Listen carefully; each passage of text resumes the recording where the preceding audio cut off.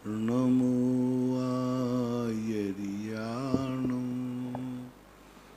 नमो वज्रायाणं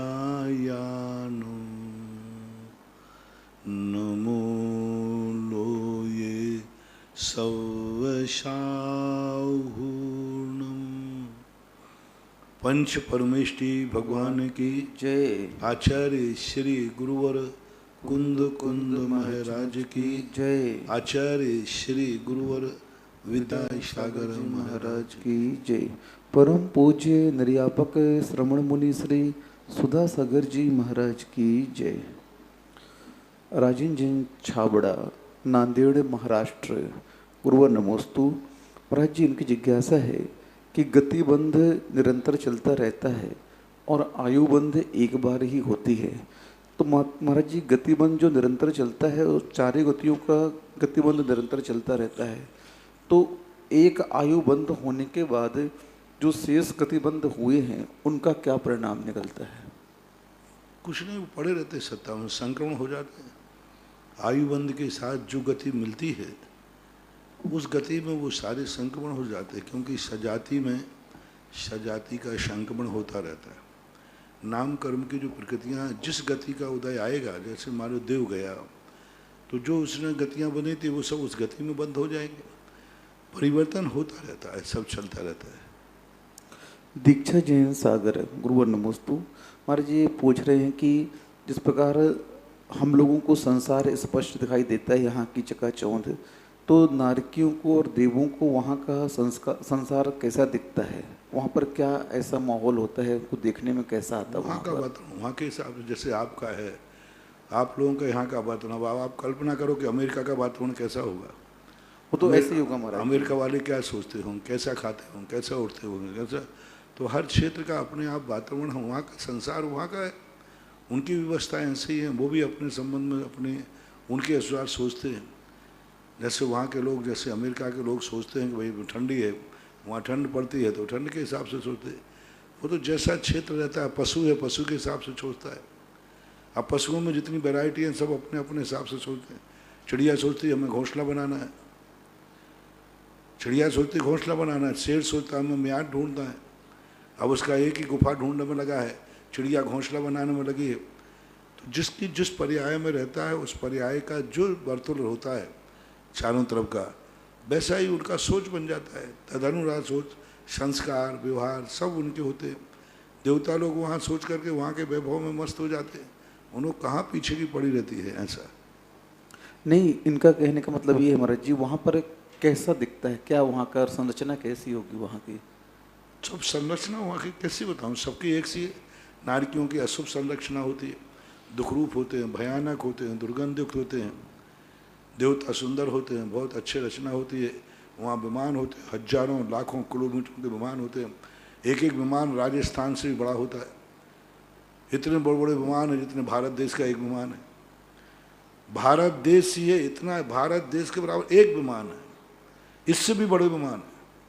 भारत देश तो बहुत छोटा है, 526 सही कुछ इतने ही, लेकिन इससे भी बड़े बड़े विमान हैं उनके। गार्डन है, उनके वातावरण है, तालाब है, नले हैं, नाले हैं, सब आप जो अच्छी कल्पना कर सकते हैं 7 स्टार की। अब 7 स्टार में जिस प्रकार की व्यवस्थाएं होती हैं वहाँ होती है। खान पीन को छोड़कर बाकी सब होता है वहाँ। खाना पीना नहीं होता, मांसाहार आदि, बस डेकोरेशन, गार्डन आदि, बस से सुविधाएं, सुख सुविधाएं हैं उनकी। सब चीज़ वो देखेंगे तो भी उनको अच्छी चीज़ दिखेगी, सुनने में आएंगे तो चारों तरफ से प्रिय वचन सुनने में आएंगे। वो जब भी कुछ भी कार्य करेंगे उनको सब शुभ ही शुभ होता है, अच्छे दिन होते हैं। डॉक्टर अंकित जैन सारंगपुर, गुरुवर नमोस्तु। महाराज जी, इनकी जिज्ञासा है कि सत्य अणुव्रत के जो अतिचार में मिथ्योपदेश आया है उसके अंतर्गत कहा गया है कि अभ्युदय और निश्रेय सुख जो है उसके विपरीत किसी का श्रद्धान करवाना, अन्यथा कथन करना, वह मिथ्योपदेश कहलाता है। तो यहाँ पर महाराज जी अभ्युदय और निश्रेय सुख है जो है उसके विपरीत कथन करने का नाम मिथ्योपदेश है। तो यहाँ पर अभ्युदय और निश्रेय से विपरीत कथन का तात्पर्य क्या लेना चाहिए? अभ्युदय और निश्रेय सुख जो हैं पारमार्थिक सुख हैं। अब निश्रेय सुख को उल्टा बताना, अभ्युदय सुख को पारमार्थिक सुख बताना, पारमार्थिक को अभ्युदय बताना। जो जैसे मानो संसार के सुख हैं, अरे यही तो परमार्थ का सुख है। वो कहते हैं ना, जिसने ना पी गांजे की भांग की या गांजे की गली, उस लड़के से लड़की भली। अब गांजे को वो पीने वाले को क्या कह दिया, यही मोक्ष है, यही सब जन्नत है, यही सब कुछ है। हाँ, तो ऐसी प्रकार से उसको बता दिया, ये संसार ही सब है, सुख खूब कमाओ, खूब ऐसा आराम करो, यही मोक्ष है, यही स्वर्ग है। अब उधर विपरीत खत्म हो गया ना। और जो सांसारिक सुख हैं, उन सुखों को पारमार्थिक सुख में परिवर्तित कर दिया। और परमार्थ में भी क्या है, वहाँ कुछ नहीं है। उनको सांसारिक दुख बता दिया। पता साधु बनने में क्या फायदा है, दिन रात ये करो वो करो, ठंड मरो गर्मी मरो, केसलंज करो, ये करो वो करो। अब बिल्कुल उल्टी उठा बताओ, जिसमें अभी दुख है वो भविष्य में क्या सुख देगा। जिसका रास्ते ही दुखदाई है, उसकी मंजिल दुखदाई कैसे हो सकती है। ऐसा उपदेश देने वाले चारुबाग हैं।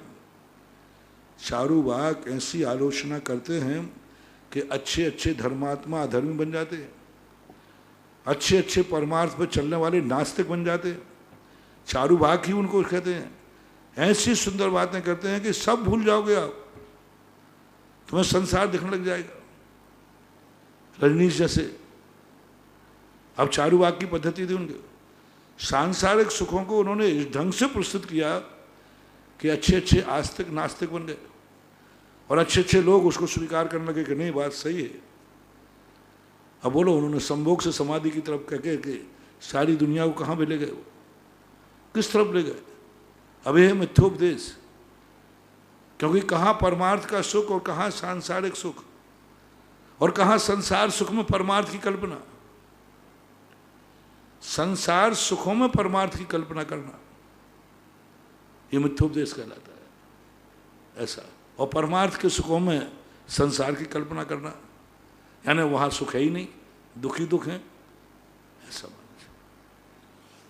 श्रीमती चंदा जैन आष्टा, गुरुवर नमोस्तु। महाराज जी, इनकी जिज्ञासा है कि आगम में पर्याय दो प्रकार की बताई गई है, क्रमवर्तन पर्याय और व्यतिरेक पर्याय। तो व्यतिरेक पर्याय और क्रमवर्ती पर्याय, इसमें वो सरल से समझाइए महाराज जी थोड़ा। दोनों का अलग अलग अर्थ है। वो पर्याय का स्वरूप है, यह पर्याय की व्यवस्था है। स्वरूप में और व्यवस्था में बहुत अंतर होता है। जैसे अपन ने कहा कि भाई अपना आँख का स्वरूप देखना है, लेकिन आँख की व्यवस्था क्या है, सामने होगा देखेगा तो साइड का थोड़ी देखेगा, ये व्यवस्था है। स्वरूप क्या है, देखना। व्यवस्था क्या है, सम्मुख, पीछे का नहीं देखेगी, ये व्यवस्था है। इसी प्रकार से व्यतिरेकना पर्याय है, ये पर्याय का स्वभाव है। जो पर्याय उत्पन्न हुई है वो पर्याय एक दिन नष्ट होगी ही होगी। और क्रमवर्ती पर्याय है, ये व्यवस्था है, एक के बाद एक पर्याय होगी, दूसरी पर्याय नहीं। ये पर्याय का स्वरूप नहीं है, पर्याय की व्यवस्था है कि एक समय में एक पर्याय होगी, दो पर्याय एक गुण की नहीं हो सकती हैं, ऐसा मानना चाहिए। दोनों में अंतर आ गया। राजेश जैन मुंगवारी, गुरुवर नमोस्तु। महाराज, इनकी जिज्ञासा है कि पूजन करते समय व्यक्ति का आचरण और भोजन कैसा होना चाहिए। क्या? पूजन करने वाले व्यक्ति का आचरण और भोजन कैसा होना चाहिए। जैसा तुम्हारा हो वैसे करो, करो तो सही, क्योंकि इसके लिए कुछ नहीं। अब कुछ कोई एक निश्चित प्रक्रिया नहीं बनाई सकते। पूजन करने वालों की संख्या इतनी है, मेंढक भी पूजन करने वाला है, उसको भी हम पूजन से अलग कैसे करें। एक चंडाल भी पूजन करने वाला है, उसको मैं अलग कैसे करूं। मालन की बच्ची भी पूजन करने वाली है कथाओं में, उसको कैसे मैं करूं। भगवान की देरी पे जाकर पुष्प चढ़ाती थी, ऐसी कथा आती है। देवता भी अलग ढंग से पूजा करते हैं। हर व्यक्ति की पूजा का अलग अलग ढंग है। जैन पूजा करता अलग है, अजैन अलग करेगा। मैंने कहा ना, कोई अलग कुल में उत्पन्न हुआ, जैसे मेंढक है, अब वो जिनेंद्र भगवान की पूजा अलग ढंग से कर रहा है, मुंह में पाखड़ी दबा के जा रहा है। अब मैं पूजा की क्या व्यवस्था बनाऊँ। जैन श्रावक है तो जैन श्रावक की जैन पूजन श्रावक के हिसाब से जैन श्रावक की पूजा है, जैन कुलाचार होना चाहिए, और कुलाचार का जो पालन करता है वह पूजन करने का अधिकारी है, और कुलाचार रहित है तो पूजन का अधिकारी नहीं है। फिर भी आज अपनी पूजाएं संसार है चल रहा है, इन सब चीज़ों में कोई नियामक टारगेट नहीं बनाया जा सकता। अब उसमें भी जैन का क्या बनाऊं, किस बनाऊं, 13 पंथ के अनुसार बनाऊं कि 20 पंथ के अनुसार बनाऊं, सोनगढ़ी बनाऊं कि रतनगढ़ी बनाऊं, हाँ सोनगढ़ की बनाऊं कि रतनगढ़ की बनाऊं कि लोहगढ़ की बनाऊं कि पीतलगढ़ की बनाऊं। अभी भावनाएं कितनी हैं, परंपराएं कितनी हैं। गुमानपंथी बनाऊं, गुमानपंथी अलग है, तारणपंथी अलग है, ये सब जैनी है, और दिगंबर श्वेतांबर की बनाऊं। तो इन सब चीज़ों को तात्कालिक जिसकी जहाँ व्यवस्थाएं होती हैं उन व्यवस्थाओं में इनमें ज़्यादा उहापोह करना उचित नहीं है। जहाँ जिस मंदिर की जो व्यवस्थाएं होती हैं उन व्यवस्थाओं के सहित अपने आप को या तो उससे दूर कर लेना चाहिए या उसमें ढाल देना चाहिए, विवाद नहीं करना चाहिए। मेरा सिद्धांत तो ये, मैंने आज तक कभी किसी मंदिर में विवाद नहीं किया। लोग कहते जरूर हैं, व्यक्तिगत धारणा मेरी अलग है, लेकिन मैंने आज तक ना कभी किसी 13 पंथ को 20 पंथ, 20 पंथ को 13 पंथ किसी को नहीं बनाया। मेरा एक सिद्धांत ही है, सब जगह जो तुम्हारी व्यवस्था है, हाँ मुझे पसंद नहीं आता मैं वहां से दूर हट जाता हूँ। और कोई भक्त कहता है मुझे क्या करना है, तो मैं कहता हूँ तुम्हारे लिए यदि पसंद है तो चले जाओ, मुझे पसंद नहीं था मैं वहां से हट गया। बस या तो उसमें ढल जाओ या उससे हट जाओ, बस दो ही चीजें हैं आज के समय पर। इन सब चीजों में विवाद करने का समय नहीं है। वो तो लोग कहते लगते हैं जो सबसे ज्यादा वितंडवाद फैला रहे हैं वो वही हैं। आज भारत में सबसे ज्यादा 13 और 20 पंथ का समन्वय कोई करने वाला है तो वह आचार्य विद्यासागर महाराज का संघ और मुनि महाराज। हम लोग जितना समन्वय करते सबसे ज्यादा वही हैं जो उबरा पार करते और महाराज को या हम लोगों को कहते हैं। वो ऐसे हैं कि चोर बदमाश जो चोर होते ना, वे चोरी करने के बाद चोर चोर पकड़ो पकड़ो पकड़ो पकड़ो, तो लोग समझते हैं चोर नहीं होगा वो भाग जाता है। इसी प्रकार ये लोग कर रहे हैं, अरे चोर चोर चोर पकड़ो, और समझ तो चोर हो। 13 पंथी को 20 पंथी है, जहाँ छेदपाल पद्मावती नहीं है वहां बैठाल रहे, जबरदस्ती बैठाल रहे। मैंने तो आज तक किसी की छेदपाल पद्मावती को उठाया नहीं, जहाँ हैं तो हैं। व्यवस्था जरूर की है, व्यवस्था जरूर किया है, हाँ जहां नहीं थे वहां बैठाले भी नहीं, नहीं थे तो नहीं बैठाले। अब तुम कहोगे उनकी पूजा करो पाठ करो, तो ये तो संभव नहीं। जितना तक क्षम है उतना तक करेंगे। हाँ तुम कर रहे हो तो करो, मुझे ऐतराज क्या है। तुम क्यों हम लोगों से पूछते हो प्रश्न। मैं सारे लोगों से कहना चाहता हूं, जो जिसको मानते हैं माने भी, यहां आके क्यों पूछते हैं। जब तुम छेदपाल पद्मावती को मानते हो तो फिर क्यों पूछते हो छेदपाल पद्मावती के संबंध में आपके विचार क्या है। अरे तुम्हें मालूम है मेरे विचार नेगेटिव हैं तो क्या करोगे फिर। तुम खुद पूछ रहे हो, और तुम्हें विचार नहीं है तो फिर पूछने के लिए अलग बुरा नहीं मानना चाहिए। वे लोग आगे पूछते हैं जो उनको मानते हैं। अब वे पूछे महाराज जी पंचामृत करना चाहिए कि नहीं करना चाहिए, तुम करते हो, हाँ करते हैं, तो फिर काय को पूछ रहे। ये खामो खामे छिड़ने वाली बातें हैं। और पूछते हो तो फिर जो वो कहते हैं वो करना चाहिए। मेरा कहना है, सारे जगत से कहना है, तुम जो क्रिया करते हो, जो भी तुम्हें पसंद आता है, उस संबंध में दुनिया में कहीं नहीं पूछना चाहिए कि ये सही है गलत है। मुल्ला नमाज पढ़ रहा है, उसको कहीं नहीं पूछना चाहिए कि नमाज पढ़ना चाहिए या नहीं पढ़ना चाहिए, क्योंकि तुम पढ़ रहे हो, अच्छा है। तुम्हारी दृष्टि में जब अच्छा है तो फिर दूसरे क्यों पूछे। अब मान लो कोई नमाज की बात कहे, हमसे कहे तो मैं क्या कहूँगा, भाई बोलो महाराज जी नमाज पढ़ना चाहिए या नहीं। अब मैं क्या करूँ, मैं जैन हूँ तो मैं तो यही कहूँगा नमोकार मंत्र पढ़ो। अब तुम पढ़ रहे हो, तुम्हारी जाति है, तुम्हारा संस्कार है, क्यों पूछते हो ऐसे प्रश्न। मैंने परसों कहा था, जो ऐसे सभा में प्रश्न पूछते हैं उनको सबसे पहले करो, उनका बहिष्कार करो, उनकी निंदा करो, उनके लिए सारी दुनिया में बैठो। क्यों पूछा तुमने प्रश्न, क्यों पूछा प्रश्न। और तुम्हें मालूम है कि विद्यासागर के चेले क्या जवाब देंगे, तुम्हें मालूम है कि महाराज की धारणा क्या है। फिर भी चला करके पूछते हो। उन प्रश्न करने वालों को अरेस्ट करो, उन प्रश्न करने वालों को पूछो। जब तुम मानते हो, भाई तुम मानते हो कि भाई मैं छेदपाल पद्मावती को मानता हूं, मानो। कौन छुड़ा रहा है तुम्हें? कौन छुड़ा रहा है? कौन कोर्ट केस कर रहा है? कौन तुम्हारे डंडा मार रहा है? कहे बंद कर, नहीं तो मार डालूंगा। कौन अभिशाप दे रहा है? करो, खूब पूछो ना, जिसको पूछना है उसको पूछो। मैंने तो एक दिन कहा था, सुबह उठ करके अपने स्वयं के पैर पूछो, देखें कौन रोकता है। सुबह उठ करके सब, हर जो व्यक्ति चाहे अपने पैरों का ओम ह्रीम निर्मलम निर्मलीकरणम पवित्रम पापनाशम, देखिए कौन मानता है। अब फिर आगे मेरे से मत पूछना। अब देखो तुमने अपना अभिषेक कर लिया, गंधोदक ले लिया, कर लिया, फिर महाराज जी क्या किसी व्यक्ति को अपने स्वयं के पैर धोकर गंधोदक लगाना चाहिए, ठीक है कि नहीं? कौन पूछ रहा है? कौन पूछ रहा है जो स्वयं करके आया? अरे भाई तुझे अच्छा लगा, कर रहा है, तू क्यों पूछ रहा है? यानी तू मिथ्या दृष्टि है। अभी तुझे अपनी खुद की क्रियाओं पर विश्वास नहीं है। यदि विश्वास है तो कहीं प्रश्न मत करो महानुभाव, मेरा सारे जगत से कहना है। अपनी दृढ़ता पर, श्रद्धा पर अडिग रहो। चाहे दुनिया उलट जाए पलट जाए, तुम्हें परिवर्तित होने की जरूरत नहीं है।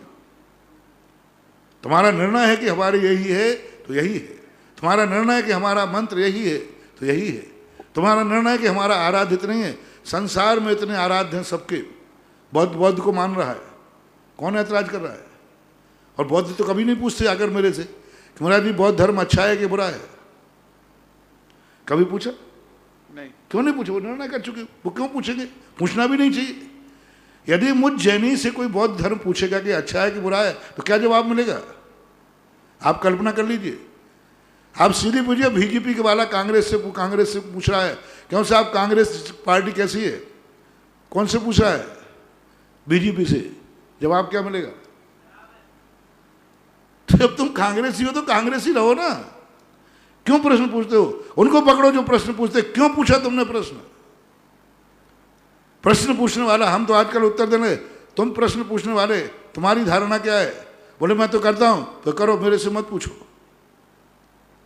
और यदि तुम्हें पूछा है तो फिर जो वक्ता कहे वो करना चाहिए। फिर आदेश बुढ़ कह दिया नहीं करना तो नहीं करना। इसलिए मेरे संसार के लोगों से कहना है कि उन लोगों को पकड़ो जो ऐसी सभाओं में जाकर प्रश्न पूछते हैं और चलाकर उनसे पूछते हैं। अब मैंने कहा ना, बौद्ध पूछ रहा है दिगंबर जैनी से बौद्ध धर्म कैसा है। अब तुम मेरे से पूछ रहे हो कि छेदपाल पद्मों की पूजा करना चाहिए या नहीं करना चाहिए। मैं तो स्पष्ट नकार दूंगा, नहीं करना चाहिए, क्योंकि मैं तो कहूंगा वीतराग भगवान ही करना चाहिए। अब गलती किसकी है? पूछने वाली। यदि मैं उसको कह दूं हाँ तो मैं बौद्ध हो गया कि नहीं हो गया? हाँ बौद्ध धर्म बहुत अच्छा है, तो इसका अर्थ क्या हो गया? दिगंबर धर्म बेकार है। तो मेरा तो कहना है जो जिस धर्म पर चल रहा है अपने धर्म को अडिग मानो। और तुम्हें अपने धर्म पर संदेह है, यदि तुम्हें विकल्प आ गया कि नहीं मैं गलत रास्ते पे हो सकता हूं, मेरा गलत है, तो फिर आपको पूछा है तो आपने क्या मान के पूछा? दो जवाब सारे भारत के लिए हैं। पहली बात तो आपने पूछा क्यों? आपको अपनी क्रिया पर विश्वास क्यों नहीं है? आप क्यों डगमगा रहे हैं? क्यों आपके मन में विकल्प आ गया? क्यों पूछा उसने? उसको पूछो उसने क्यों पूछा। तो आपको अपनी क्रिया पर अडिग रहो। महाराज जी संदेह हो रहा है कि मैं सही हूं कि गलत हूं। अच्छा ये बात है, तो फिर पूछ सकते हो कि मैं सही हूं कि नहीं हूं, मेरा धर्म सही है कि नहीं, मेरा रास्ता सही है कि नहीं। तो फिर आप पूछिए क्या मान। फिर दूसरा मैं पूछता हूं, आपने यहां क्या मान के पूछा है? क्या मान के पूछा है? मैं सत्य बोलूंगा कि असत्य बोलूंगा? क्या मान के पूछा? प्रश्न उसी से पूछा जाता है जिसके ऊपर ये विश्वास हो कि यहां उत्तर सही मिलेगा, सही उत्तर मिलेगा। अब जब तुम्हें मालूम नहीं, ये मालूम है कि ये सही उत्तर नहीं देगा, तो आपने पूछा क्यों? प्रश्न पूछने वालों को दो तरफ से पकड़ो। पहला तुमने पूछा क्यों? जब तुम क्रिया करते आए हो और तुम इस पंथ को मानते आए हो, तुम इन सबको छेदपाल पद्मावती पूछते आए हो, तो पूछो क्यों पूछा तुमने। और तुम्हें संदेह था तो तुमने क्या मान के पूछा? मेरे पास आगे पूछते, मैंने कि तुम मुझे क्या मान के पूछते? पहले ही पूछ लेता हूं मैं, तुम मुझे क्या मान के पूछा, मैं सत्य बोलूंगा कि असत्य बोलूंगा? महाराज आप झूठ बोलोगे तो फिर पूछ क्या करो? जब तुमने खुद निर्णय कर दिया और जब तुम्हें मालूम है कि नहीं आप जो बोलोगे वह सत्य बोलोगे, तो फिर जो बोला है वो करना चाहिए। ये संसार में जितने वितंडावाद फैला रहे हैं, ये प्रश्न पूछने वाले फैला रहे हैं। बौद्ध के बाद जाके पूछते दिगंबर जन्म हमारा अच्छा है कि नहीं, बौद्ध पूछता है मेरा धर्म अच्छा है कि नहीं। हर धर्म वाले विरोधियों से पूछ रहे हैं, हर धर्म वाले विरोधी से पूछ रहे हैं कि मेरा धर्म जो है अच्छा है कि बुरा है। तो संवाद हो गई होगा। इसलिए जो तुम कर रहे हो करो, कोई ऐतराज नहीं, किसी से मत पूछो। और डरते क्यों हो? आपको डर क्यों लग रहा है कि हमारा लोग विरोध कर देंगे तो हमारा पत्ता साफ हो जाएगा? यानी नकली हो क्या? लाख उपाय करें अपने जीवन में, कभी भी अपने धर्म को ढकने की कोई बात नहीं सोचना चाहिए। लोग सारी दुनिया विरोध करे तो करने दो। हर धर्म वाला एक दूसरे का विरोधी है।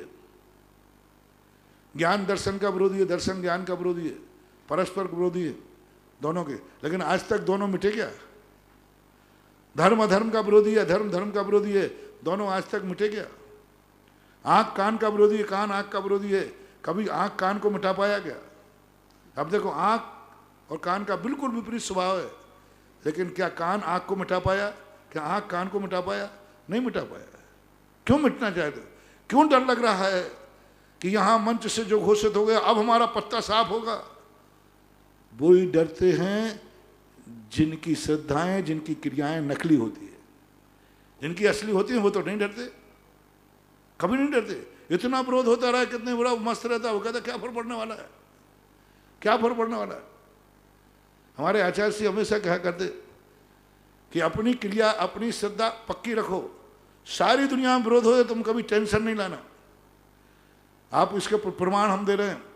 आचार्य जी के हम लोगों के विरुद्ध में इतनी मैगजीन निकलती है, इतने व्हाट्सएप होते हैं, इतनी ऑनलाइन गोष्ठी होती हैं। हमारा संघ आज तक किसी पे गोष्ठी नहीं करता, मेरा भी खूब विरोध होता है, लेकिन हमने आज तक ऑनलाइन गोष्ठी नहीं की। हमारे संघ ने आज तक बैठ करके नहीं किया। क्या करना, अपन तो सत्य है।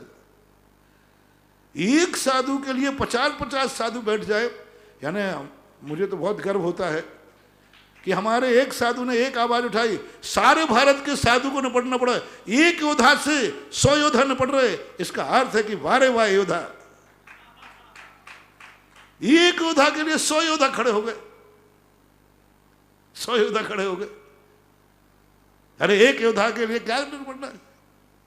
और हम लोगों को कभी विरोध नहीं। हमने तो, हमारे लोगों का सिद्धांत है, हमारे गुरु कहते आपकी क्रिया सही है, बोले सही है, तो फिर तुम्हारी दुनिया के विरोध से तुम्हें क्या फर्क पड़ने वाला है?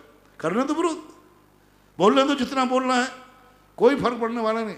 आचार्य जी के संघ का सारे संघ में दुनिया में सबसे ज्यादा विरोध करते हैं लोग दुनिया में, और आज सबसे ज्यादा दुनिया में चमक रहा है तो आचार्य विद्यासागर का संघ सारी दुनिया में चमक रहा। क्यों? हम कभी विरोध ही नहीं करते, हम अपनी बात कह के फ्री हो जाते। और तुम हमारी बातों पर जितना आक्षेप करना करो, मैं कभी बौखलाने वाला नहीं हूं, मैं कभी ऑनलाइन मीटिंग करने वाला नहीं हूं, मैं सबसे ऑनलाइन कुछ करने वाला नहीं हूं, और ना मैगजीन निकालने वाला हूं, कुछ नहीं करने वाला हूं। क्या करना, ये ऑनलाइन चल रहा है ना यहाँ पर। क्या लग रहा है ना, हम वो सूर्य हैं जिस सूर्य पे कितनी धूल फेंको यहाँ कोई फर्क पड़ने वाला नहीं। डरे वो जिनके दीपक हों कि एक झोंके में बुझ जाएंगे। सत्य सूर्य के समान होता है और असत दीपक के समान एक झोंके में बुझ जाता है। घबरा जाते हैं, एक महाराज ने कुछ, अरे वो, और सब तो लुट जाएंगे, क्योंकि नकली हो। असली हो मत डरो रे, अपनी अपनी क्रियाओं पर। मेरा हर व्यक्ति को ये चुनौती दे रहा हूं, अपनी हर क्रियाओं पर अटक रहो, दे दो संसार को चुनौती। तुम कितना भी विरोध कर दो, मेरा कुछ भी बिगड़ने वाला नहीं है, कुछ भी नहीं बिगाड़ने वाले, हो भी नहीं पाएगा। अपने प्रकाश को सूरज का प्रकाश मानो, और यदि है तो इस प्रकार का। आज मैंने बहुत दिन से लोग मुझे छेड़ रहे हैं, इसलिए मैंने कह दिया क्यों डरते हो, क्यों आपको डर लगता है कि आवाज उठी है तो अब हो जाएगी। इससे पावर पता चलता है। एक व्यक्ति के लिए बोलने पर, मैंने कहा था ना कि तुम विरोधियों ने जाए अपने दुश्मन को इतना ऊंचाई उठा देते हो, तुम्हारे कारण से। एक साधु के एक वाक्य के ऊपर हजारों साधु बैठ रहे हैं। मुझे तो एक बात बोलने वाले उस साधु पर बहुत गर्व है कि अभी तो एक ही सुधा सागर था, अब दूसरा सुधा सागर पैदा हो गया। अभी तो एक ही था। मैं नहीं डरता था। मेरे ऊपर जितने खूब सब प्रकार की सब धमकियां आई, मेरे ऊपर मंत्र भी कर दिए, तंत्र भी कर दिए, टोटका भी कर दिए, ओझा फोजा गंडा ताबीज उच्चाटन पट्टाटन सब कर दिए। सारी दुनिया के सब कुछ कर डाले उन्होंने। साम से, दंड से, सरकार से, कानून से, कोर्ट से, कचहरी से, सब कर लिया। मेरे ऊपर कोर्ट कचहरी सब कर लिया। लेकिन आज तक जो जैसा था उससे ज्यादा और चमक रहा है। दूध में खटाई डालने से दूध का कुछ नहीं बिगड़ता, दही बन जाता है। दही के मंथन करने से दही का कुछ नहीं निकलता, नवनीत बन जाता है। नवनीत को तपाने से उसका कुछ नहीं बिगड़ता, अष्टप्रहरी घी बन जाता है। इसलिए अपने जो मार्ग है, जो क्रियाएं हैं, अपने सत्य का निर्णय करो और चलो सत्य के बल पर। सारी दुनिया एक तरफ खड़ी जाएगी, सत्यमेव जयते। सत्य बौखलाता नहीं है, सत्य सत्य की घोषणा करता है, आगाज करता है। कह दिया सत्य है तो सत्य है, अब उस सत्य से पीछे हटने की जरूरत नहीं। क्यों? सत्य। अब डरे वो, घबराएं वो, जो कि अपने आप में वो क्या फर्क पड़ने वाला है। अपनी क्रियाओं से और प्रश्न करने वालों से मेरा कहना है कि महानुभाव, बहुत पाप का बंध होता है। प्रश्न उसी का करो जो तुम्हें संदेह हो। प्रश्न उससे करो जिस पर तुम्हें विश्वास हो। दो बातें मंत्र बनाना।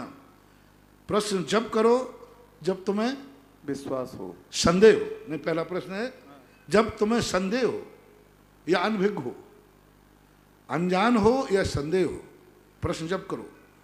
और प्रश्न करो तो जिस पर विश्वास है उससे प्रश्न करो, अन्यथा करने नहीं चाहिए, करने चाहिए। अब ऐसे प्रश्न उठाने वालों से पूछो कि आपने ये प्रश्न क्यों किया? क्या आपको अपनी क्रियाओं पर विश्वास नहीं था?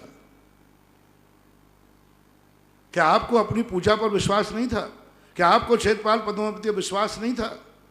क्या आपको अपनी पंथ परंपरा विश्वास नहीं है? क्या आपने निर्णय नहीं किया? पूछो उससे। बोले कि हाँ मुझे संदेह था। तो फिर पूछो कि जिनसे तुमने पूछा है इनके ऊपर विश्वास है कि नहीं है? सत्य बोलते हैं?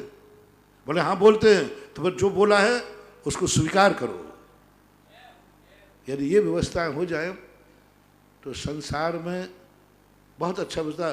सब अपना अपना धर्म मानेंगे लेकिन एक दूसरे से कभी विद्रोह नहीं होगा, क्योंकि हर धर्म वाला अपने धर्म को अच्छा कहेगा और दूसरे धर्म का मना करेगा, करेगा ही करेगा, स्वाभाविक है।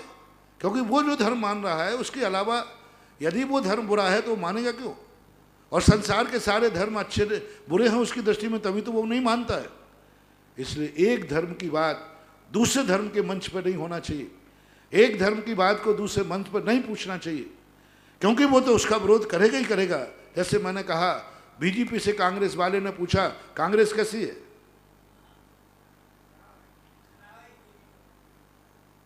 क्या करेगा? और कांग्रेस वाले से बीजेपी की बात पूछेंगे तो ये कांग्रेसी है, भाजपा का दल बदलू होगा। तो सोचो, विचार करो। कांग्रेस में कांग्रेस की बात पूछो, बीजेपी से बीजेपी की बात पूछो। देखो यहाँ वो प्रश्न पूछो जिसको मानने वाला वक्ता का नेचर समझो और वक्ता को समझो। कई लोग यूं छेड़ने के लिए, बवाल खड़ा करने के लिए ये आतंकवादी कहलाते हैं। आतंकवादी क्या करते हैं? बंदूक छोड़ते हैं, यूं छोड़ दो, जिहाद छोड़ दो और अपने आप लड़ने दो, करने दो। तो ऐसे आतंकवादियों से सावधान रहो जो ऐसे प्रश्न करते हैं। परम पूज्य आचार्य गुरुदेव श्री विद्यासागर जी महाराज के आज्ञानुवर्ती शिष्य, सिंह की गर्जना के समान बोलने वाले संत, निर्यापक श्रवण मुनि श्री सुधासागर जी महाराज की जिज्ञासा समाधान, अपने घरों पर टीवी के समक्ष बैठने वाले भक्तगण जिनवाणी चैनल के माध्यम से, सुधा कलश चैनल के माध्यम से जो घर पर देख रहे हैं, उन सभी भक्तों की ओर से त्रैवार गुरुवर के चरणों में नमोस्तु नमोस्तु नमोस्तु। प्रथम जिज्ञासा है महाराज श्री राजेश जैन की, और ये हर शहर की जिज्ञासा हो सकती है। किसी मंदिर में मूलनायक भगवान की वेदी पर समाज के कुछ सज्जन लोग पूजन करते हैं जो परमानेंट वहीं पर स्थायी रहते हैं, दूसरों को मौका नहीं देते हैं। तो गुरुवार उनका ये कहना है कि मूल नायक की वेदी पर मान लो हम लोग पूजन नहीं कर पाते, मौका नहीं मिलता है, तो क्या सभी को पूजन वहाँ करना चाहिए? और जो नहीं कर पाते हैं तो क्या उन्हें मूल नायक की वेदी पर पूजन करने का कोई दोष लगता है या नहीं लगता? कोई दोष नहीं लगता। कहीं भी मंदिर में पूजन कर सकते हैं जहाँ व्यवस्था हो। यदि ऐसे हो जाए तो मूल नायक के स्थान पर तो सबसे कम जगह होती है, छोटा सा गरवाला होता है, छोटा सा स्थान होता है। दर्शन कर लीजिए, दर्शन करके आप मंदिर में किसी भी वेदी पे सामने मूल नायक के नाम से अर्घ्य चढ़ा सकते हैं, पूजा कर सकते हैं। मूल नायक की पूजन भी कर सकते हैं दूसरी वेदी? हाँ, खूब आराम से कर, खूब जल्दी कर। अगली जिज्ञासा रिकॉर्डिंग के माध्यम से।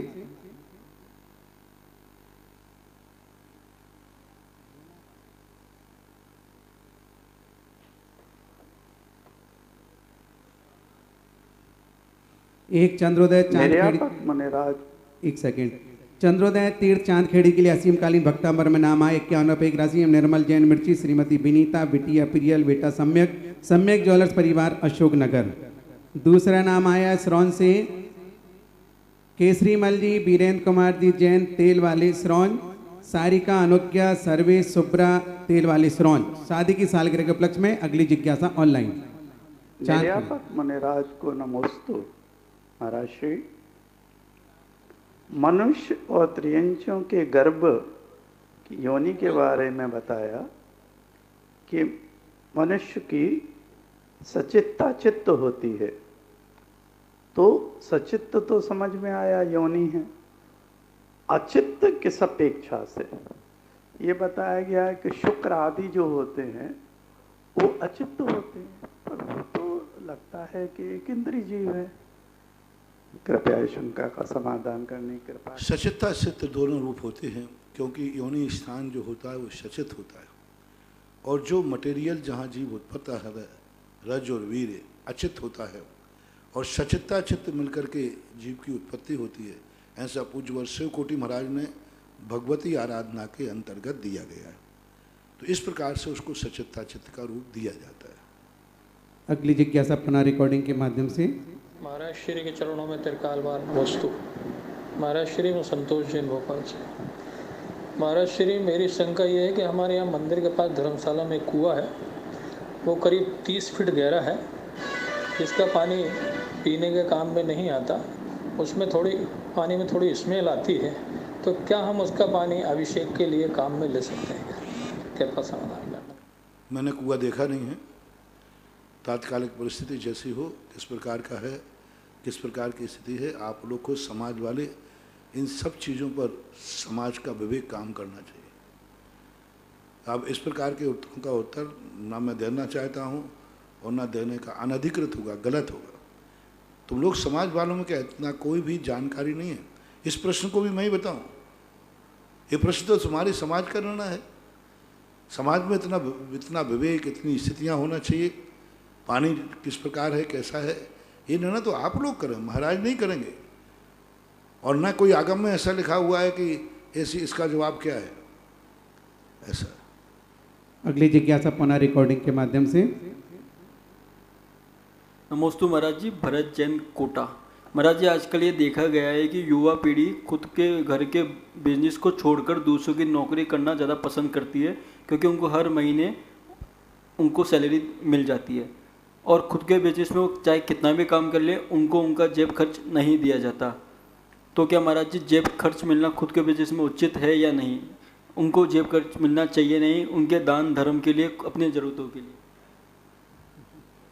मैं क्या बताऊँ? नौकरी करना आज पाश्चात्य संस्कृति है। पाश्चात्य देशों में तो ऐसा होता है कि परिवार होते ही बच्चे को सरकार पालती है और माता पिता को भी सरकार पालती है। बुढ़ापे में सरकार ने खोल दिए हैं स्थान, बूढ़े होने के बाद वहाँ चले जाते हैं, और बच्चे सरकार के नौकर होते हैं, सरकार के काम, उनको अपना खर्चा मिलता रहता है। आज का युग अलग है, नौकरी की तरफ युग जा रहा है। एक दिन ये नौकरी की तरफ जाने वाला युग पछताएगा, और इतनी बुरी तरह उनकी हालत हो जाती है कि 24 घंटे नौकरी करने वाला व्यक्ति कभी अपने ना तो किसी का अच्छा कर नहीं सकता, क्योंकि नौकर नौकर ही होता है। एक सब्जी का ठेला लगाने वाला और एक व्यक्ति 1 लाख रुपया, 2 लाख रुपया, 5 लाख रुपया महीने की पगार मिल रही है, 5 लाख रुपया की पगार है, 60 लाख रुपया ईयर है, पर ईयर मिल रहा है। और एक व्यक्ति हाथ ठेला लगाता है सब्जी का, जैनागम कहता है सब्जी का ठेला लगाने वाला मालिक है, सेठ है, और वो 5 लाख वाला भी नौकर है, दास है। उसने अपनी इस मनुष्य पर्याय को दास के रूप में स्वीकृत किया, वो दास ही कहलाएगा, नौकर ही कहलाएगा। उसको सदा कुछ भी वो करेगा, वो सब पराई काम करेगा, स्वयं का काम नहीं होगा। और स्वयं का व्यक्ति अपनी खुद की साइकिल चलाता है, और एक व्यक्ति 4 करोड़ का ड्राइवर होता है, वो साइकिल का मालिक है, साइकिल के प्रति उसकी आत्मीयता है। तो वस्तुतः पूछा जाए तो ऋषभदेव ने षटकर्म में नौकरी नहीं रखी थी। बहुत बड़ा क्यों नहीं रखी? दास्ता रखना चाहिए थी, नौकरी नहीं रखना चाहिए थी, नौकरी रखना चाहिए थी। पूरे षटकर्म की व्यवस्था बनाई, सब बनाया, शूद्र तक की रचना की, शिल्प बना दिया, लेकिन मालिक बना दिया, नौकर करके नहीं। तुम पाटा बनाओगे मालिक बन करके, नौकर बन के नहीं। घड़े बनाओगे मालिक बन के बनाओगे, यहां तक कि जूते चप्पल बनाओगे नौकर बन के नहीं, मालिक बन के बनाओगे। नौकरी का दिया ही नहीं उपदेश उन्होंने। षटकर्मों का बहुत बड़ा इस पर हमने एक बार चिंतन किया कि ये नौकरी की परंपरा आई कहाँ से। ऋषभदेव ने तो कहीं नौकरी को रखा ही नहीं, कहीं नहीं रखा, दूर दूर तक स्थान नहीं। बल्कि दासी दास का जब आया प्रसंग तो परिग्रह में रख दिया, पाप में। दासी दास को किसमें रखा? हिरण सुवर्ण दासी दास को भान बना, तो दासी दास को पाप में रख दिया नौकरी के लिए। यानी नौकरों को रखना भी परिग्रह की कोटि में आ गया। और वहां स्थिति बाकी जहां भी व्यवस्था आजीविका के लिए ऋषभदेव ने नौकरों की कोई व्यवस्था नहीं बनाई, कोई चर्चा नहीं की कहीं भी। पूरे शास्त्र में, पूरे षटकर्मों में नौकरी की चर्चा ऋषभदेव ने नहीं की। क्यों नहीं की? वो जानते थे कि एक व्यक्ति मिट्टी के घड़े बना रहा है, मिट्टी के घड़े बना रहा है, वो श्रेष्ठ है एक नौकर की अपेक्षा। नौकर की अपेक्षा श्रेष्ठ है। क्या बना रहा है? घड़े, दीपक बना रहा है, मटके बना रहा है, और एक व्यक्ति नौकर 5 लाख रुपया ले रहा है, तो भी उसके लिए प्रशंसा नहीं की। ये नौकरी तो अंग्रेजों की देन है, अंग्रेज लाए नौकरों में। हमारे भारत में नौकरी थी ही नहीं। हमारे यहाँ आजीविका होती थी, लेकिन आजीविका का पैटर्न ही अलग ही ढंग का था। और धीरे धीरे करके ये व्यवस्थाएं बनती गई। पहले सैनिक होते थे, सैनिक नौकर नहीं होते थे, कर्मचारी नहीं होते थे, राज्य का सैनिक होता था, वो राजा का सदस्य होता था। राजा के टैक्स में से उसको भोजन आजीविका सब मिलती थी, वो दास नहीं था। जैसे एक परिवार लोग होते हैं, एक परिवार कमाता है, कमाने के बाद वो सब में बढ़ जाता है जो जिसके योग्य होता है। ऐसे ही राज्य में टैक्स आता था, वो टैक्स सेना में भी बढ़ता था। उनके परिवार की आजीविका, उनके शादी वाह सब राजा करता था। जैसे आपके यहाँ घर का आपका मुखिया है, 10 भाई हैं, 10 भाइयों के बच्चों की शादी करेगा, 10 भाइयों को कपड़े चाहिए, 10 भाई, तो वो राजा लाता था। सारे सैनिकों के मकान राजा बनाएगा, उनके परिवार को रोजी रोटी राजा देगा, उनके कपड़े लत्ते राजा देगा, हाली बीमारी की दवाई राजा देगा। यानी एक कुटुंब था ये सेना। सेना को कुटुंब कहा है। सेना को दास में नहीं लेते, सैनिक दास में नहीं आता, परिवार में आता था। परिवार में आता, उसके जेब खर्च, सब खर्च जो कोई खर्च होते हैं राजा देता था। राज भंडार से निश्चित होते थे, राज भंडार में चढ़ते थे। इस सैनिक को इतनी जी चाहिए, इतना इतना चाहिए, सब वहाँ होता था। लेकिन आज ये सब चीज़ें दास प्रथा और कर्मचारी रूप में आ गई। हम शास्त्रीय भाषा में तो इसको बोल नहीं सकते। जब भगवान ने उपदेश नहीं दिया तो मैं कैसे बोलूँ? मैं तो यही कहूँगा कि बड़ी गरीब बन करके हाथ ठेला लगाओ, लेकिन मालिक बन के जियो और मालिक करके जिंदगी बनाओ। क्योंकि मालिक में एक स्वाभिमान होता है, एक इज्जत होती है। एक स्वयं का हाथ ठेला है, जब चाय खड़ा कर दो और सेठ जी का ऐसे है, क्यों रे तू बैठ क्यों गया, क्यों बैठ गया तू?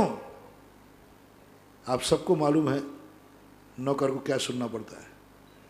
मन का मालिक है, आज नहीं जाना, ठेला नहीं लगाना तो नहीं लगाना, सो रहा है आराम से। यह है वास्तविक सुख। वहाँ तो नहीं जाना तो जाना ड्यूटी पर, नहीं तो फिर बाद में गड़बड़ हो जाएगा। और शांति सागर महाराज पूजवर कहते थे, उत्तम खेती मध्यम बान, जघन नौकरी भीख निदान। भीख निदान का अर्थ क्या? भीख से भी गई बीती है, भीख से भी गई बीती है, ऐसा मानना चाहिए मेरी दृष्टि से। इसलिए घर में यदि वो व्यापार करता है तो जेब खर्च मिलना चाहिए। लेकिन जेब खर्च का मैं समर्थन कर दूं तो अभी कोई एक आध बेटा बाप का सिर फोड़ के लाओ जेब खर्च, महाराज ने कहा है। हाँ, नहीं तो अभी मामला झगड़ा। जेब खर्च की पहले सीमा तो बताओ। ये भी तो मैंने कहा था कि बेटा जब बाप बेटे को पैसा देवे, शाम को मुनीम से भी ज्यादा उसके हिसाब लेवे। हिसाब लेना चाहिए। और किसमें खर्च करना है, पहले बजट पास होगा। बेटा पहले बाप पे एप्लीकेशन लगावे, लो मैं जेब खर्च दिलवा रहा हूं। हर बेटा अपने आप में घर में पहले बाप पर बजट पास कराए, मेरा आज ये खर्च है, मेरा इसमें खर्च करना, इस महीने में मेरे इतने खर्च हैं। पर वो बजट जाएगा पिताजी के पास, वो देखेंगे कि हाँ ये ठीक खर्च है कि नहीं और मेरी कुवत है कि नहीं। पर वो बजट पास करेगा, फिर वो पैसा देगा। फिर जब पैसा खर्च करो तो वहाँ बही खाते में बिल पास कराओ कि साहब मैंने खर्च कर दिए, तब जेब खर्च मिलेगा। नहीं तो आज हमारे जेब खर्च की छूट लेकर के और तुम धमाल चौकड़ी खड़ी कर दो। अगली जिज्ञासा पुनः रिकॉर्डिंग के माध्यम से। नमोस्तु गुरुवर। गुरुवर ललितपुर से आलोक मोदी परिवार का बारंबार नमोस्तु। महाराज श्री, मेरी जिज्ञासा घातायुष्क से संबंधित है। देवों में जो जीव ऊपर के देवों की आयु बांध करके पीछे संक्लेश परिणामों के द्वारा अपनी आयु को कम कर देते हैं, अपकर्षण कर लेते हैं और 12वें स्वर्ग तक उत्पन्न होते हैं, उनको घातायुष्क की दृष्टि से आधा सागर की आयु अधिक मिलती है। मेरी जिज्ञासा ये है कि जिस जीव ने 31 सागर की 9वें ग्रैविक की आयु का बंध किया है और यदि वो अपनी आयु को कम करके प्रथम ग्रैविक या 16वें स्वर्ग आदि में उत्पन्न होता है, 12वें स्वर्ग से नीचे उत्पन्न नहीं होता, तो क्या उसे घातायुष्क नहीं माना जाएगा? क्या उस जीव को आधा सागर अधिक आयु नहीं मिलती तो क्यों नहीं मिलती? कृपया जिज्ञासा का समाधान। उज्ज्वल वीरसेन स्वामी महाराज ने धवला जी में इसके संबंध में एक संकेत दिया कि कोई भी व्यक्ति घातायुष करेगा तो 12वें स्वर्ग से ऊपर के घात नहीं हो सकता। 12वें स्वर्ग तक ही घातायुष होता है, 16वें स्वर्ग में भी नहीं, ग्रैविक में नहीं। कारण उसका सीधा सा है, कोई भी गिरता है तो एक सीढ़ी नहीं गिरेगा तो 2-4 सीढ़ी गिरता है। कोई भी चीज़ है, कोई चीज़ ऊपर उठता है तो क्रम से उठता है, लेकिन कोई चीज़ गिरेगी तो। परिणामों का भी यही होता है। परिणाम गिर करके कभी उत्कृष्ट परिणाम से एक समय नीचे परिणाम नहीं आता। गिरने का क्रम तेजी से होता है, नीचे गिरता है। तो ये स्वाभाविक रूप से उन्होंने कि जब कोई 33 सागर का बांधेगा तो कम से कम 12वें स्वर्ग की आयु तक गिरेगा। उसके बीच में वो रुकेगा ही नहीं। उसके बीच के गिरने वाले के परिणाम वो स्थिर हो ही नहीं पाएगा। जैसे कोई एक डाल से छूटता है तो अब वो कहाँ तक रुक सकता है, अपन विचार करें।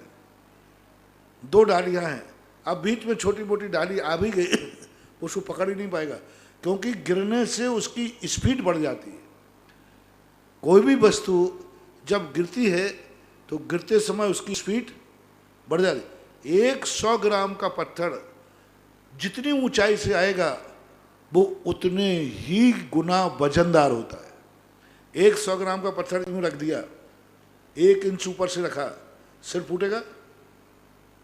1 इंच ऊपर से रखा, 2 इंच से रखा तो थोड़ा, 3 इंच से रखा तो, और 100 फुट ऊंचा से गिराया तो सिर फूट जाएगा।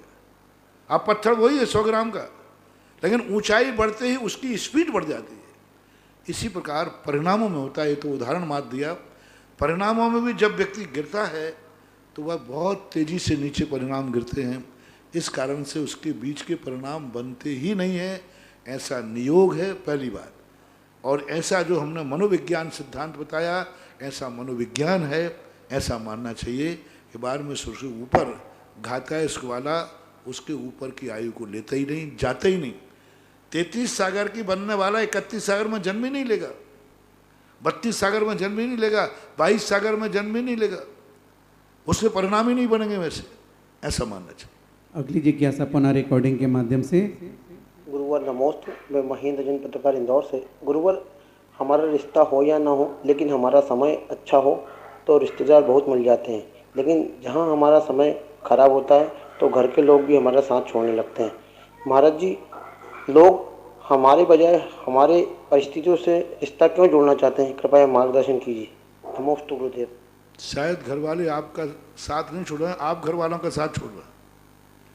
बुरे समय में आप झुक करके चलें, बुरे समय में, अच्छे समय में आप अकड़ के चले तो बुरे समय में कौन तुम्हारा साथ देगा?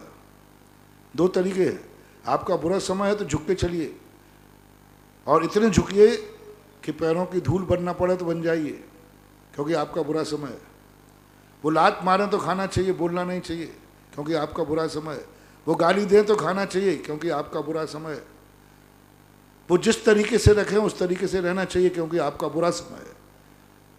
बुरे समय वाले की यही नीयत है, नीति बनाई गई। बुरे समय में आप जितने झुकेंगे, जितने आपका अपमान होगा, सहन करो, क्योंकि आपका बुरा समय है। अभी बुरा समय में आया, क्यों व्यक्ति हमें परेशान कर रहे हैं? क्योंकि अच्छे समय में हम अकड़ के चले, अच्छे समय में हमने किसी को कुछ ध्यान नहीं दिया, अच्छे समय में हम इतने ज़्यादा अहंकार में हो गए कि हमने दुनिया को पैरों से रौंद दिया। अब दुनिया की बारी है। यदि अच्छे समय में तुम सबको लेके चलते तो आज बुरे समय में सारी दुनिया तुम्हारे साथ होती। यही तो सबसे बड़ी विडंबना है कि हर व्यक्ति चाहता है कि बुरे समय में सारी दुनिया मेरे साथ हो, लेकिन ये नहीं सोचता है कि अच्छे दिनों में मैं सारी दुनिया के साथ रहूँगा। अच्छे दिन आते ही तो अकड़ने लग जाता है, मुझे किसी से कोई मतलब नहीं, और बुरे दिन में कहता है कि हमारे कोई साथ नहीं दे रहे। तो आप इन दो बातों पर चिंतन कीजिए।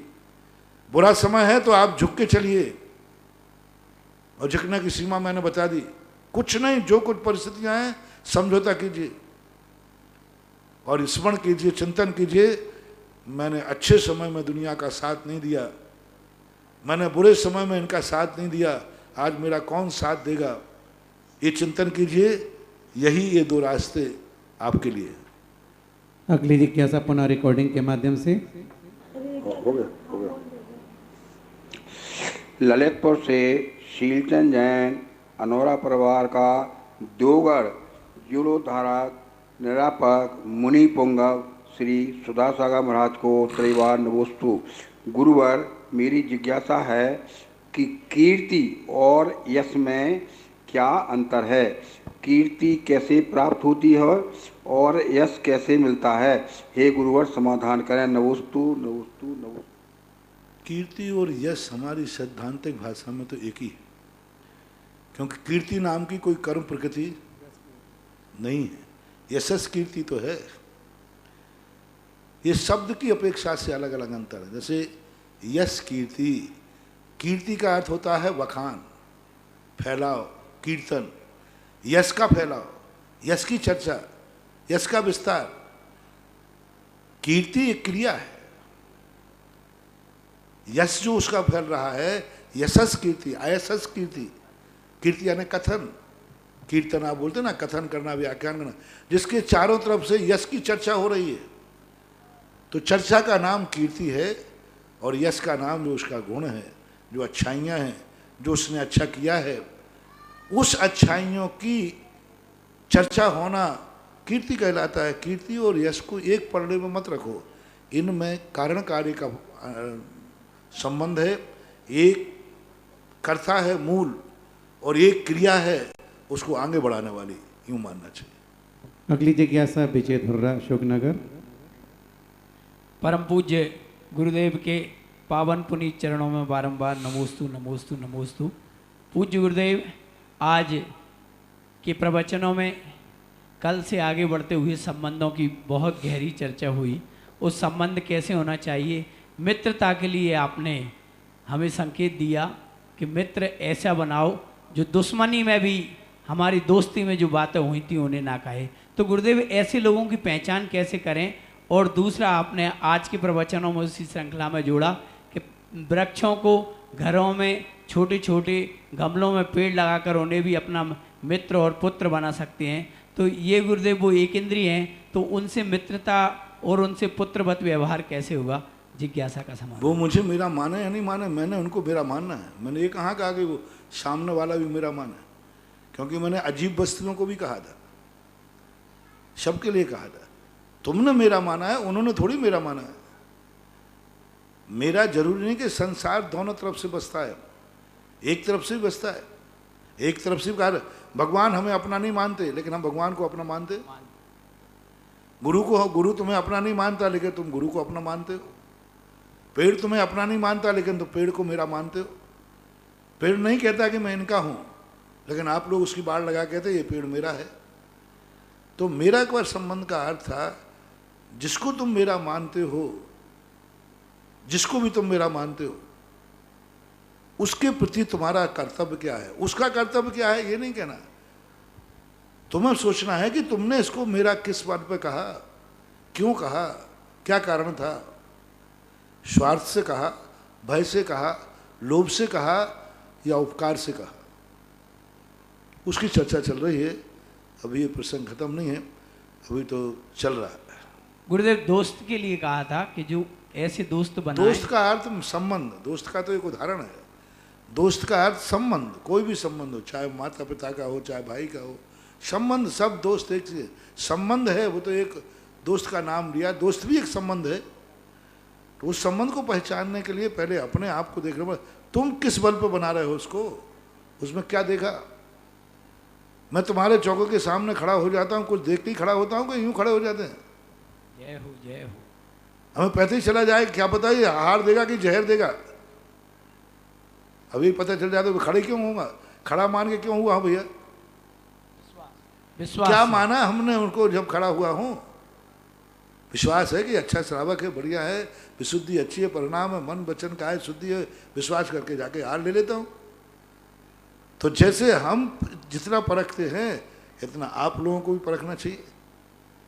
अब परखने के लिए तरीका तो मेरा बनाने के पहले इतनी ट्रेनिंग तो होनी चाहिए, और इतनी ट्रेनिंग नहीं है तो मेरा बनाना नहीं चाहिए।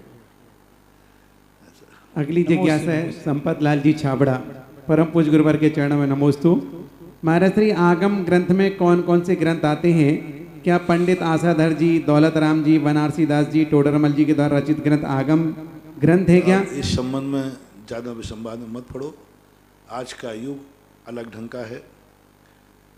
आज के युग में यदि विद्वानों के द्वारा लिखे ग्रंथों को हम सर्वथा बहिष्कार कर दें, तो तुम्हारे पास एक भी पढ़ने लायक ग्रंथ नहीं है, क्योंकि सारे हिंदी अनुवाद पंडितों ने ही किए।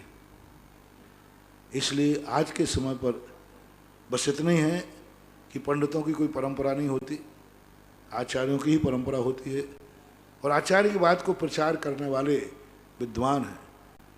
पंडितों की वो तो जिनवाणी का प्रचार किया उन्होंने, बस उनमें ये देखना है, चाहे साधु ने लिखा हो, वीतरागता और अहिंसा जिस क्रिया में दूषित ना हो, वो कोई भी कह रहा हो उसे स्वीकार कर लेना चाहिए।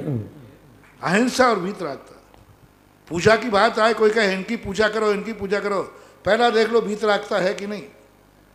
वीतरागता है तो बच्चा भी कह रहा है तो नमोस्तु कर लेना, पर वीतरागता को देखना, कुछ नहीं देखना अपन को, कुछ लेना देना नहीं। हमने कहा था ना उस दिन, जिसने राग देश काम आदि जीते सब जग, बुद्ध वीर जिन हरि हर ब्रह्म। कुछ भी हो, अपना एक लक्षण बनाओ, वीतरागता। जहां वीतरागता है, वो किसी का भी उपदेश हो हमें मानना है। क्रिया में अहिंसा जहां है, वह कोई भी कह रहा हो, हमें कहने वाले को नहीं देखना। बहुत अच्छा पूज्यवर भट्टकेर महाराज ने कहा कि तुम कोई भी चीज को गोचरी करो। एक गोचरी शब्द आता है, गोचरी शब्द में आता है कि तुम्हें जो वस्तु दी जा रही है वो तुम्हारे अनुकूल है कि नहीं, तुम क्यों देख रहे हो, कौन दे रहा है। गोचरी शब्द। गाय घास को देखती है डालने वाले को नहीं देखती। अब तुम्हारी विधि में यदि आ रहा है तो तुम्हारे लिए इस प्रकार नहीं देखना चाहिए। तो हमारा तो यही है, आज इन प्रश्नों को उठाने का समय नहीं है। आप तो इस ना देखो कोई का, क्योंकि हम कह दें अभी कि पंडितों के ग्रंथ ठीक नहीं हैं, साधुओं के ग्रंथ ठीक हैं, तो क्या सारे साधुओं के ग्रंथ आज ठीक है? पंडितों से गए बीते हैं। 400, 500 साल पुराने ग्रंथ ऐसे हैं जो आज के पंडितों से भी गए बीते हैं। इतने गंदे लिखे आचार्यों ने, आचार्य नहीं कहूंगा मैं उनको, मुनियों ने, मैं मुनि नहीं कहूंगा उनको, आपकी दृष्टि में है, इतने गंदे, इतने गंदे, इतनी गंदी क्रियाएं जिनका नाम भी मैं नहीं लूंगा। उन ग्रंथों का नाम लेना भी मैं अपनी जिह्वा को खराब करना है, नाम लेना। और हैं वो मुनि, हैं तुम्हारे आचार्य, और उनके ग्रंथ देख लीजिए आप, ऐसे हैं सर्वथा जैन आगम से बाए हैं। ऐसे एक ग्रंथ नहीं, सैकड़ों ग्रंथ, और 50 साल के नहीं, 100, 200, 300, 400, 500 साल पुराने, इतने पुराने ग्रंथ भी हैं। और पंडितों के ग्रंथ उससे अच्छे, उनसे 100 गुने अच्छे हैं। छठाला देख लीजिए, पंडित का लिखा हुआ है, और हम मुनि लोग पाठ करते हैं, हम मुनि लोग पाठ करते, हमारे आचार्य महाराज पाठ करते, हम लोग पाठ करते। मैं खुद के छठाला के लिए कितने उदाहरण देता हूँ, पाठ करता हूँ, स्वाध्याय में लिया हुआ है सर छठाला को। बिहार करते समय जब कोई बार स्वाध्याय नहीं कर पाता, छठाला की ढाल पढ़ लेता हूँ, स्वाध्याय हो जाता है। तो अब इन सब बातों पे आज का समय इनका नहीं है। आज का समय सत्य खोजो, सत्यवान को मत खोजो, क्योंकि सत्यवान खोजोगे झगड़े में पड़ जाओगे, सत्यवान खोजोगे एक दूसरे के सिर फोड़ दोगे, सत्यवान खोजोगे तो अभी हाल ऑनलाइन चालू हो जाएगी, सत्यवान खोजोगे मानहानि का दावा हो जाएगा, सत्यवान खोजोगे अभी हाल कोई कहेगा कोर्ट कचहरी की धमकी चालू हो जाएगी। सत्यवान को खोजने में कोर्ट कचहरी हो जाएगी, सत्य को खोजने में ना कोर्ट होगा ना कचहरी होगी, सत्य का निर्णय हो जाएगा। इसलिए सत्य को खोजो, सत्य पर दृष्टि रखो कि अहिंसा और वीतरागता सत्य है, अहिंसा और वीतरागता सत्य है, क्रिया में अहिंसा, दृष्टि में वीतरागता, बस ये होना चाहिए। अगली जिज्ञासा है पीयूष कासलीवाल, जयपुर। परम पूज्य गुरुवर के चरणों में नमोस्तु। महाराज श्री, आपके द्वारा बताया गया कि जिस मंदिर में पूर्वज जाते हों उस मंदिर में साल में कम से कम एक बार अवश्य जाना चाहिए। तो पूज्य श्री भाई मंदिर अगर जीर्ण हो चुका हो तो क्या चातुर्मास के काल में मंदिर का निर्माण कर सकते हैं? हमारा भाव मंदिर बनाने का भी हो रहा है। अब देखो ऐसी बातों के लिए समय देखना थोड़ा बहुत अच्छा है, और तुम्हारा जब भाव जागे तब शुरू कर दो, नहीं तो कल के दिन भाव और बिगड़ जाए तुम्हारे। कुछ कार्य में तो तुम्हारे भाव जागे तो कर दो, लेकिन फिर भी कोई भी कार्य के लिए तात्कालिक शुभ आदि मुहूर्त देख लेना चाहिए। अगली जिज्ञासा है प्रतिभा गंगवाल, भीलवाड़ा से। नमोस्तु गुरुवर। गुरुवर, एक साथी से मिथ्या दृष्टि जीव जब प्रथमोपम सम्यक्त के सन्मुख होता है तो अपूर्वकरण और अनिवृत्तिकरण परिणामों को करता है, और 8वें 9वें 10वें गुणस्थान वर्ती भी इन परिणामों को करके कर्मों की स्थिति अनुभाग घटाता है। तो मेरी जिज्ञासा है कि दोनों के परिणामों में भावों की अपेक्षा क्या अंतर रहता है? क्रिया एक सी है, परिणामों में अंतर है। ये असंयमी कर रहा है, मिथ्या दृष्टि कर रहा है, और वो मानव भावलिंगी संत मोक्षगामी जीव कर रहे, दोनों बहुत अंतर, अनंत अनंत गुणांतर है। प्रोसेस एक सी है। आधाकरण की परिभाषा यही, अनुवृत्तिकरण की परिभाषा यही, अपूर्वकरण की परिभाषा एक समान लागू होगी, लेकिन दोनों का अंदर है। विद्यार्थी पहली क्लास वाला भी है और एमए वाला भी विद्यार्थी ही है, विद्यार्थी की गणना में आएगा, लेकिन दोनों में कितना अंतर है? ये प्राइमरी का विद्यार्थी है, वो एमए का विद्यार्थी है, जितने अंतर उसमें मानना चाहिए ऐसा। अगली जिज्ञासा है अनिल जैन पटवारी, बिजौलिया, गुरुवर के चरणों में नमोस्तु। महाराज श्री, जब तीर्थंकर भगवान का समोसरण विकटित होता है तो समोसरण की भूमियां 12 कोठे व अलौकिक जिनबिंब आदि अलौकिक वैभव होता है, उसका क्या होता है? व उसमें बैठे हुए मनुष्य स्त्रियांच आदि की क्या व्यवस्था होती है? क्या वो साथ ही चलते हैं? समाधान करें। अब ये सब देवो पुनीत होता है, और देवों के द्वारा होता है उनके। और कैसा होता है, आप भी थोड़े रुक जाओ, मैं भी रुकता हूँ, थोड़ी देर बाद अपन वहीं चलेंगे। और क्या, अब वो व्यवस्थाएं करते हैं, उनकी व्यवस्थाएं। एक छोटी सी बिटिया परिधि जैन पटवारी की जिज्ञासा है महाराज जी, मंदिर में जाते वक्त निस्सही निस्सही और आते वक्त आसही आसही क्यों बोलते हैं? एक नैतिकता है, एक सभ्यता है। कहीं से आते, क्लास में भी जाते हो, मैं कम इन सर पूछते हो, कहीं भी जाते हो तो एकदम किसी घर में घुस जाना, क्योंकि देवता सार्वे, ये मंदिर सारे जगत के, ये मंदिर त्रिलोकीनाथ का है, और जहाँ सारी दुनिया का अधिकार हो वहाँ तुम बिना अनुमति कैसे जा सकते? और एक नैतिकता है, कहीं से जाओ और थैला उठाओ और यूँ चुपचाप भाग जाओ, गुमशुदा की रिपोर्ट लिखा देगा। भाई जब किसी के यहाँ रिश्तेदारी में तुम जाते हो तो जाने के बाद कहते कि जाते हो, भाई मैं जा रहा हूँ, क्या यूँ चले जाते हो चुपचाप उठ करके? तो एक व्यवहार की क्रियाएं हैं, इन व्यवहार की क्रियाओं का एक बहुत बड़ा अंतर होता है। दूसरा सिद्धांत के है, हे भगवान मैं समस्त विकल्पों को छोड़कर तेरे चरणों में आया हूँ, पूजा करूँगा। और जिन विकल्पों को छोड़ा था उन्होंने लौटने के बाद असही मैं उसी गृहस्थी आदि के परिवार को स्वीकार करता हूँ। ये शब्द ऐसे होते हैं, कुछ शब्द जिनके अनेक अनेक दृष्टिकोण होते हैं, इनका एक दृष्टिकोण नहीं होता, बहुत सारे दृष्टिकोण होते हैं। जिस दृष्टिकोण से अपन उसको देखेंगे उतने असही निस्सही शब्द एक बहुत व्यापक शब्द हैं, जिनके संबंध में कई बार मैंने प्रवचनों में लिया। एक बार 3 दिन तक मैंने निस्सही शब्द के ऊपर प्रवचन दिए थे कि निस्सही का कितना एनर्जी है, कितनी ताकत है, और निस्सही की ही ताकत होती है। धनंजय कवि ने जो बेटे को सांप ने काटा, उसका जहर जो उतरा था वो निस्सही का कमाल था, निस्सही शब्द का कमाल था। और उसने संकल्प किया था, मेरा जब तक भगवान की पूजा है, जब तक संसार में मेरा कोई नहीं, भगवान और मेरे के अलावा। तो निश्चय एक बहुत बड़ी शक्ति है, एक संकल्प शक्ति है।